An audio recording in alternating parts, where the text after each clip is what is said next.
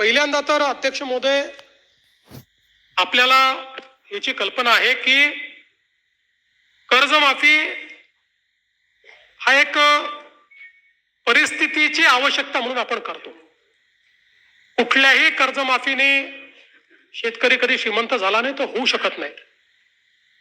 पण त्यावेळी शेतकऱ्याला क्रेडिट वर्दी बनवायचं जेणेकरून त्याला सावकाराकडे जावं लागणार नाही, हे एक महत्वाचं उद्दिष्ट आपल्या कर्जमाफीचं असतं. आणि मी पुन्हा एकदा सांगतो की आम्ही विधानसभेच्या निवडणुकीच्या वेळी हा शब्द दिला होता, आम्ही कर्जमाफी करू. खरं म्हणजे आम्ही 2029 पर्यंत थांबू शकलो असतो, कारण सगळ्या निवडणुका जिंकलो आहेत आम्ही, कुठल्या निवडणुका बाकी नाही आहेत. पण आम्ही तसं केलं नाही. आम्ही ठरवलं की शेतकरी अडचणीत असेल तर त्याला कर्जमाफी दिली पाहिजे आणि कर्जमाफीचा निर्णय आपल्या सरकारने केला.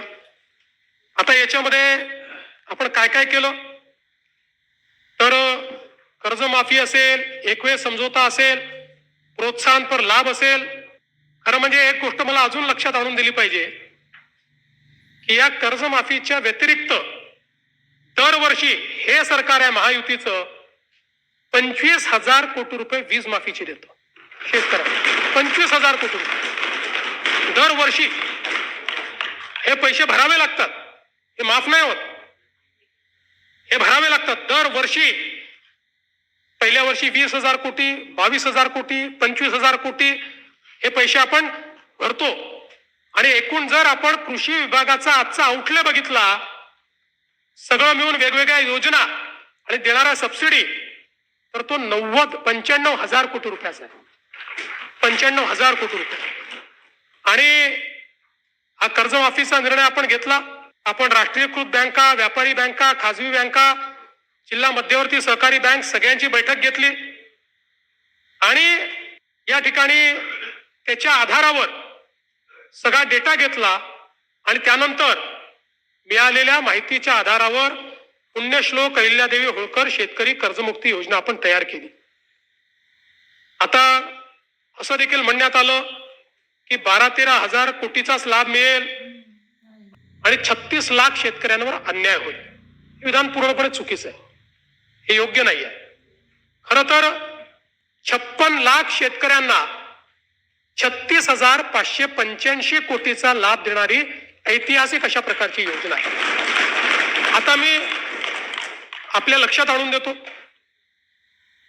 आपल्या काळामध्ये महात्मा ज्योतिराव फुले शेतकरी कर्जमुक्ती योजना तयार झाली होती. यामध्ये केवळ अल्पमुदत पीक कर्ज आणि पुनर्गठित कर्जासाठी 2 लाख रुपयापर्यंत ही योजना तयार केली होती. मात्र पुण्यश्लोक अहिल्यादेवी होळकर मध्ये आपण 2 लाखापेक्षा जास्तही ज्यांची थकबाकी आहे त्यांनाही 2 लाखापर्यंत देतोय. आपल्या योजनेत 2 लाखावर 1 रुपया जरी वर असेल तरी त्याला कर्जमाफी मिळालेली नाही. इथे 2 लाखाच्या वर असेल तरी त्याला आपण ती कर्जमाफी देणार आहोत. आणि आपण जर बघितलं तर महात्मा ज्योतिराव फुले शेतकरी कर्जमाफी योजना जी आहे याच्यामध्ये 32 लाख शेतकऱ्यांना त्या ठिकाणी लाभ मिळाला होता. त्यापैकी बहुतांश शेतकऱ्यांनी पुन्हा कर्ज भरलेलं आहे, काही शेतकऱ्यांनी भरलेलं नाही. आणि म्हणून आपण ज्यावेळेस कर्जमाफीच्या संदर्भात निर्णय करायला घेतला त्यावेळी आपण एक प्रवीण परदेशींची कमिटी तयार केली होती. आणि या कमिटीला आपण काही लॉंग टर्म, काही शॉर्ट टर्म अशा पद्धतीनं काही सूचना द्यायला सांगितल्या होत्या. त्यामध्ये सूचना देत असताना काही लॉंग टर्मच्या दिल्या, काही शॉर्ट टर्मच्या दिल्या. पण एक गोष्ट प्रकर्षाने त्यांनी मांडली. खरं म्हणजे बोलताना रोहितजींच्या ते लक्षात आलं नाही. ते असं म्हणाले की नैतिकतेवर शेतकऱ्यांच्या प्रश्न दिनवत. नैतिकतेवर नाही, त्यांनी त्या ठिकाणी जे मांडलंय, महाराष्ट्र एकमेव राज्य आहे की ज्या राज्यामध्ये 17 मध्ये कर्जमाफी, 20 मध्ये कर्जमाफी, 26 मध्ये कर्जमाफी असं कुठेच झालं नाही. त्यांनी चिंता ही मांडलेली आहे की बँकिंग सिस्टीमचं काय होईल. बँकेमध्ये कर्ज परत करण्याची जर असं एक शेतकरी प्रामाणिकच आहे, पण जर माहिती आहे की दरवर्षी सरकार करणारच आहे तर मग वाट पाहतो माणूस. कशाला भरायचं बाबा कर्ज, खरंच करतायत का हे? आणि म्हणून त्यांनी इन्स्टन्सेस मांडले आहेत की कशा पद्धतीनं बँकांची परिस्थिती खराब होती. आणि म्हणून त्यांनी हे सांगितलं की काहीतरी डिस्टन्स ठेवा. ज्या लोकांनी कर्जमाफी मिळवली आता नुकतीच किंवा मागच्या कर्जमाफी योजनेत, त्या लोकांना जर पुन्हा कर्जमाफी त्यातले जर काही झाले असतील तर त्या ठिकाणी तुम्ही एक विविक्षित रक्कम त्याकरता भरा.